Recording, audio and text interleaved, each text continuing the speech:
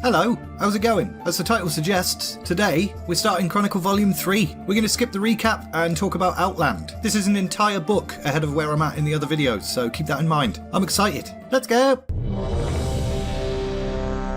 As Draenei was collapsing, Khadgar and his mates fled through one of the many volatile rifts to evade the cataclysmic energy. They waited out the destruction, and when it ended, they came back. They discovered the realm had been shattered. The barriers between Draenei and the Twisting Nether had collapsed. There were now paths open to everywhere, in the bloody cosmos. This twisted place would become known thereafter as Outland. Fortunately, some parts of Draenei had survived. The Sons of Lothar established a base at their main outpost, on a hold, and launched search missions for the peeps that were missing. Two of the highest ranking members of the expedition were never found. Alleria Windrunner and Turalyon were trapped in the Twisting Nether, unable to make their way back to Draenei or Azeroth. But they were rescued by an unexpected force, xe'ra, the Naru Prime. xe'ra was one of the most powerful among her kind. She'd gathered an army, mostly consisting of Draenei, called the Army of the Light. This army was dedicated to fighting back against the Burning Legion. They had good motivation. xe'ra had foreseen that one day, the Demon's Crusade would be ended by those of mortal birth. xe'ra also had a vision from the Light in regards to Alleria and Turalyon. Those two Azeroth buggers would be fundamental in discovering the Burning Legion's weakness.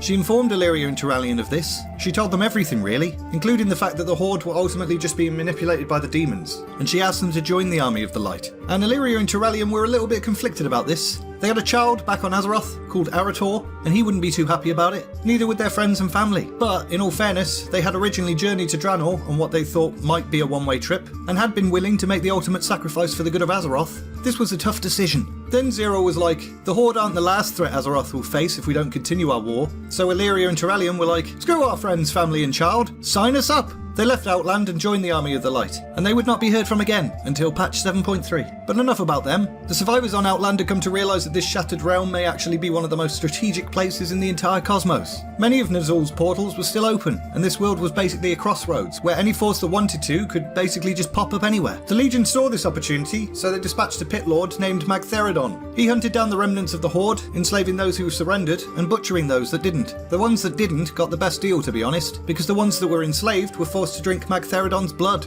Unlike the last time the orcs drank demon blood, where the Legion's intention was to bend their will, this time it was about shattering them entirely. They were transformed into crimson-skinned barbaric creatures, and their minds could do little else but obey. This fell horde claimed HELLFIRE Citadel as its home, and then struck out to claim other locations. Most importantly, the Black Temple. The Pit Lord's actions did not go unnoticed. The Sons of Lothar mustered what soldiers they could to oppose the demon's incursion. Khadgar, Kurdran Wildhammer, and Danath Trollbane soon realised they definitely couldn't stop this Legion strike force on their own, but they could slow it down. The two forces would skirmish intermittently for years. The Draenei couldn't do much to help the alliance. Prophet Velen knew of Killjaden's hatred for him and his followers, so they kept hidden in small isolated groups. If one was discovered by the Legion, it wouldn't spell doom for the entire Draenei people.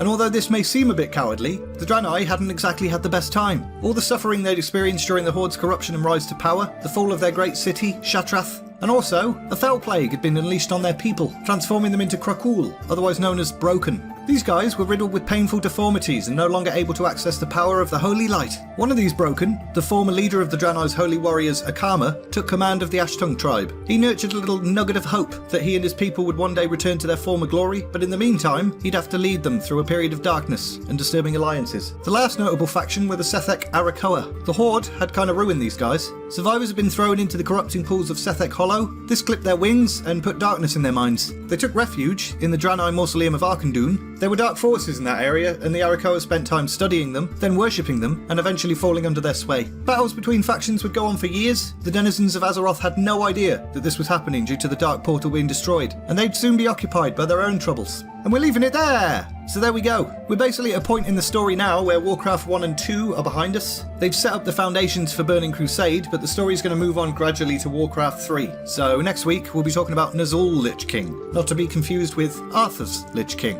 If you want to see that, make sure you subscribed and come back next week. If you enjoyed this video, press the like button, talk to me in the comments, and all that's left to say is, thanks very much for watching, and see ya!